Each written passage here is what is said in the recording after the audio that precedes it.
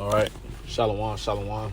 First and foremost, I want to give all praises, honor, and glory to my power, Yahweh, Bahashem, Yahweh Shai, Bahashem, Rachakwadash.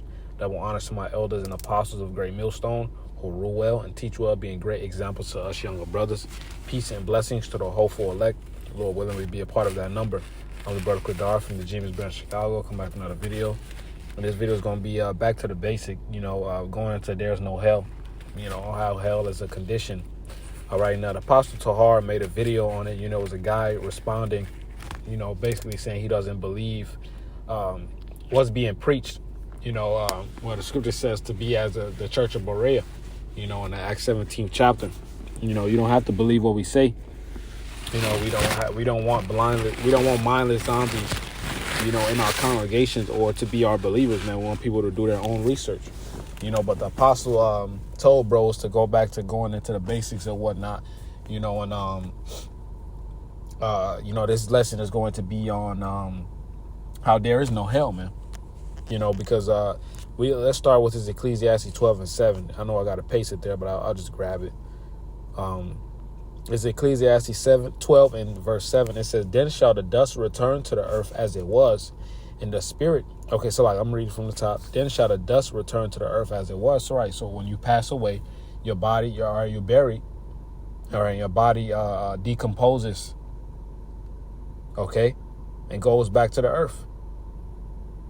Okay, it says, "And the spirit shall return unto the Most High who gave us." Your spirit goes up back to the spirit world. All right, to the Most High. All right. Where you're going to receive your judgment, okay, and you'll live out that judgment in your next lifetime, okay, going into reincarnation, which is also biblical, okay. So I'll read it one more time. It says, "Then shall the dust return to the earth as it was, and the spirit shall return unto the Most High who gave it," man, okay, because you have to have a spirit. The spirit has to be in a body to be alive. Okay. They even had studies to where they recognize people lose weight when they pass away. All right, that's because the spirit was the spirit, and they get colder as well. Because the spirit they no longer have the spirit in them. They also did some research. They had like they put like a camera like in the womb. All right, and when the sperm hit the cell, a big flash of light hit. So this is all through the spirit, man. There is no fucking hell. Hell is a condition. All right, let's read this second Ezra 14 and 35. It says, "For after death," okay, so after death shall the judgment come, okay? So you receive a judgment, all right, and you play it out when you live your next time. It says what it says. It says, "For after death shall the judgment come, when we shall live again. And then shall the names of the righteous be manifest, and the works of the ungodly shall be declared."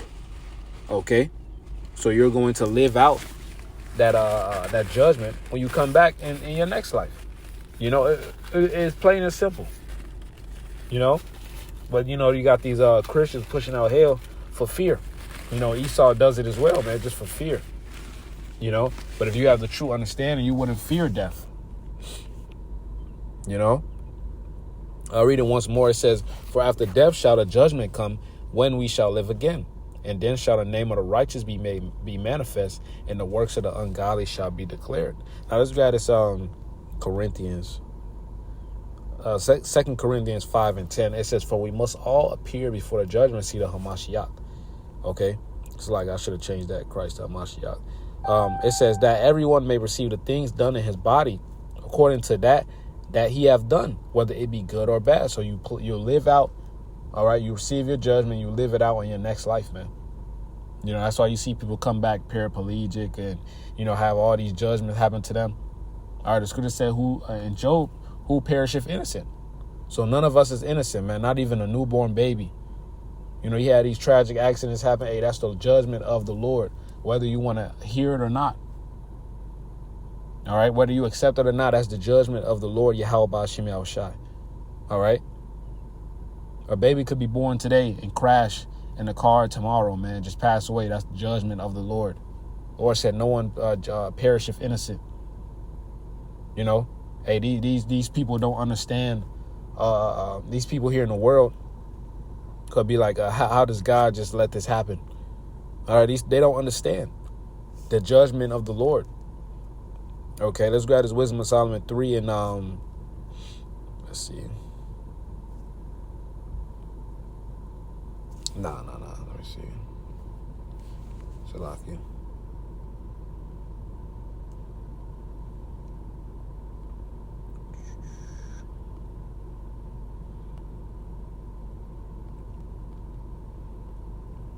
One second.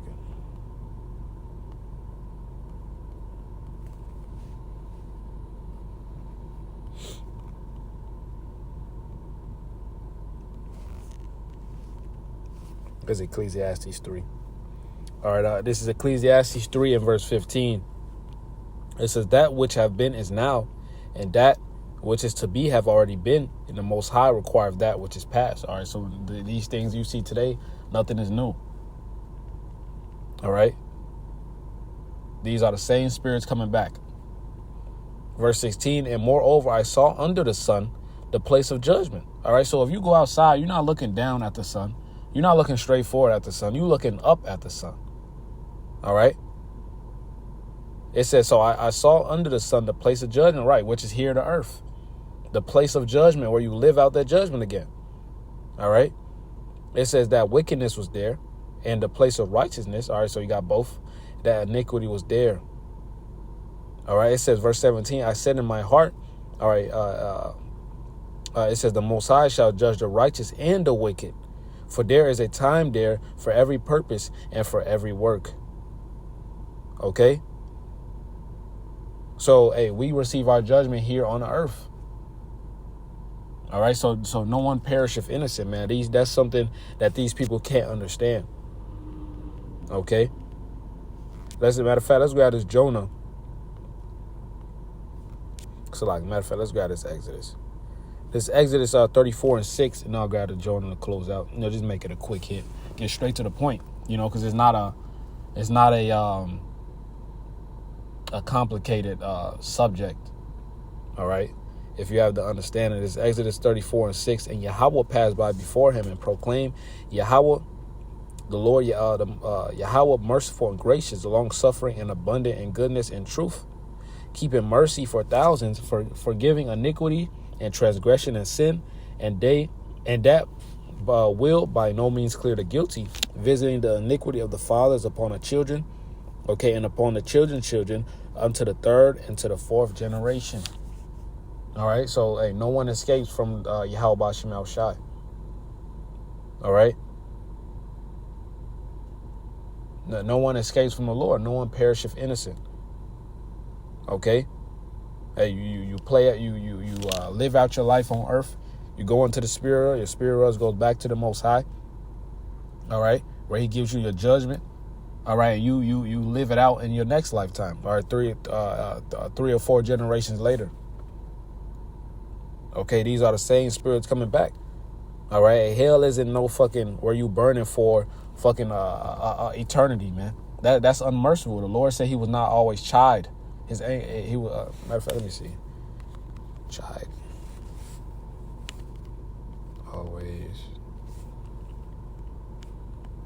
Yeah, it says the Psalms 103 and 8. "The Lord is merciful. Lord is merciful and gracious, slow to anger and plenteous in mercy. He will not always chide, neither will He keep His anger forever." So the Lord said He won't keep His anger forever, man. It says so the Lord is a merciful power. It actually sounds retarded, for your flesh burning for an eternity, and once it melts off, it's just gonna regenerate, and you just keep burning. That's retarded. It makes zero sense. Okay, this is Jonah 2. This is when he was swallowed up by the fish.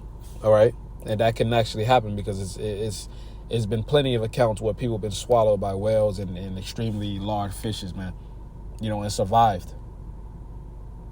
Jonah 2:1, did Jonah pray unto the Lord, his power, all right, Yahweh, out of the fish's belly, and said, I cried by the reason of mine affliction unto the Lord Yahweh, and he heard me. Out of the belly of hell I cried and thou heardest my voice. Right. So he was in a messed up position. He was in a fucked up predicament, man.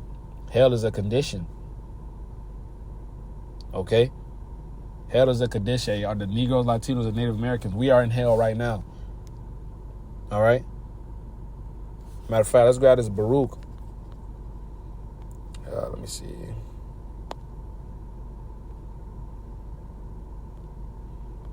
Let me see, Salaki.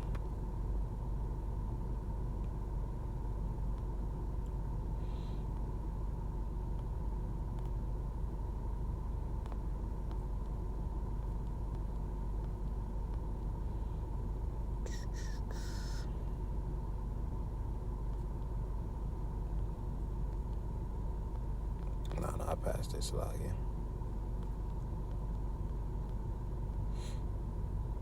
This is going to in verse 18, because the Lord brought those plagues upon us, man. I don't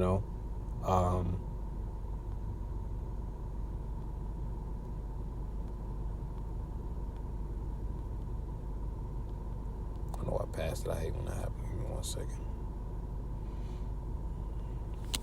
Let me type in subject payments. 3 in verse 8. Okay.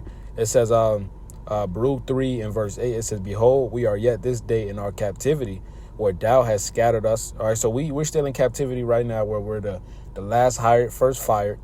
All right, we taxed in every fucking thing. All right. The scripture say we got a bag filled of holes, Haggai 1 and 6. All right, Jake is just going through it out here, man. Jake is, Babylon has been a hell for our people, man. The Israelites, the Negroes, Latinos, and Native Americans. All right? And everyone who was in America feels the pain, even the heathens. This place is hell, man. All right? The American dream is a lie. All right, verse 8, behold, we are yet this day in our captivity, where thou hast scattered us for reproach and a curse, and to be subject to payments, according to all the iniquities of our fathers, which departed from the Lord our God. All right, so that's why we're in this predicament, because we went off against the Lord. Okay? That's why. All right, so there is no hell, man. So just want to bring out that quick edifying lesson. Lord willing, is edifying to whoever's listening. I want to give all praise, honor, and glory to Yahweh Bashim El Shai, Bashim Kakwadash. That will honor to the apostles, the elders, great millstone. Peace and blessings to those 4 elect. Lord willing to be a part of that number. Shalom, Kwame Sharala, Wa Baba Ball.